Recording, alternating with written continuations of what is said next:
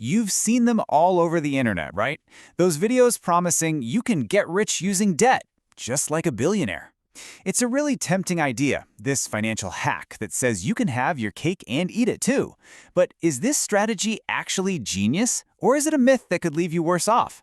Well, today, we're going to get to the bottom of it. Okay, let's make this real. Picture this. You've worked hard, you've saved up 20 lakh rupees, and you're ready to buy that dream car. So you're standing there, keys almost in hand, and you have a choice. Do you just pay for it in cash and drive off, totally stress-free? Or do you try that clever trick you saw online? This is the exact dilemma we're going to break down right now.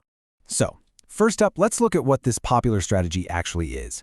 It's often sold as this, secret of the wealthy, a way to make your money work for you even when you're spending it. The idea itself is pretty simple, and let's be honest, it sounds really, really good on paper.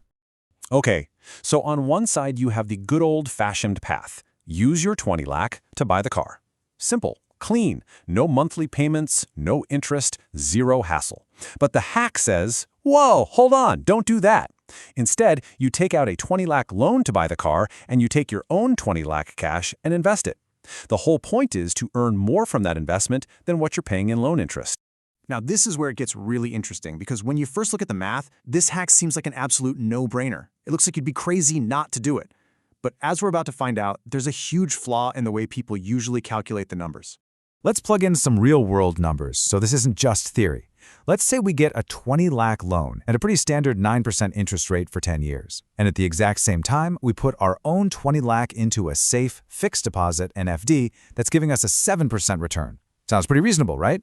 So, you run the numbers. Over those 10 years, you're going to pay around 10 lakh rupees, just in interest. That's on top of the original 20 lakh loan. So the cost of using this hack is a pretty hefty 10 lakh. Ouch. But wait, what about your investment? Well, that 20 lakh you tucked away in the FD, after 10 years at 7%, it grows to a very nice 40 lakh rupees.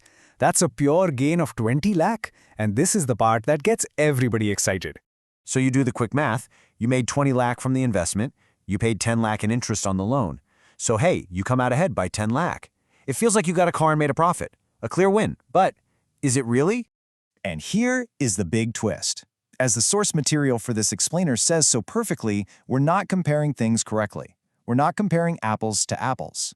See, we've compared the investment gain to the loan cost, but we completely forgot to ask, what was the real alternative?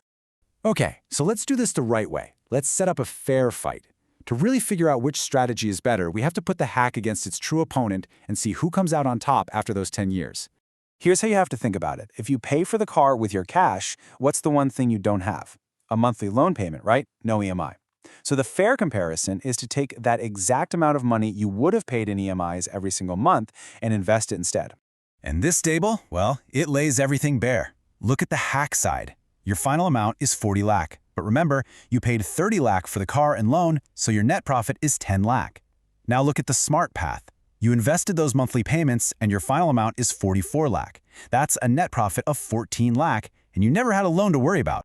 The result is crystal clear. By just paying cash and investing what would have been your EMIs, you end up with 4 lakh rupees more than you would with the so-called billionaire hack. The simpler, more straightforward path actually comes out ahead. So the big question is, why? Why does the simpler path win? It seems almost counterintuitive, but the reason is pure simple math. And understanding this why is really the key to busting this myth for good. This chart really tells the whole story. The interest you're paying on the loan is 9%. The return you're earning on your investment is only 7%. That 2% gap might not seem like much, but it's a guaranteed loss you are paying every single day, year after year. It all boils down to this one simple principle. Anytime the interest rate you pay on a debt is higher than the rate of return you can get on your investments, you are fighting a losing battle. You are literally paying for the privilege of losing money. So, all of this brings us to the most important takeaway.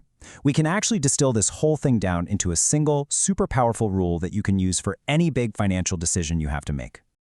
Now, you might be thinking, hang on, what about all the successful businesses and rich investors? They all use debt. And that's a great question. Taking a loan isn't automatically a bad thing. They just use it under one very, very specific condition. Taking on debt is an absolutely brilliant idea. If And this is the most important if you can confidently invest that money and earn a higher rate of return than the interest you're paying. If you can borrow at 9% and invest for a 12% return, then you're winning, but not the other way around. And here it is, the golden rule, in 3 easy steps. First, find out the exact interest rate on your loan. Second, be honest and realistic about the rate of return you can get on your investment. And third, if that loan rate is higher than your investment return, the math is clear. Pay with cash. So the next time you're faced with a major purchase, you're armed with the truth. The Billionaire Hack isn't some magic secret, it's just math. And now you know how the math really works. The only question is, how are you going to use this simple but powerful rule for your own financial journey?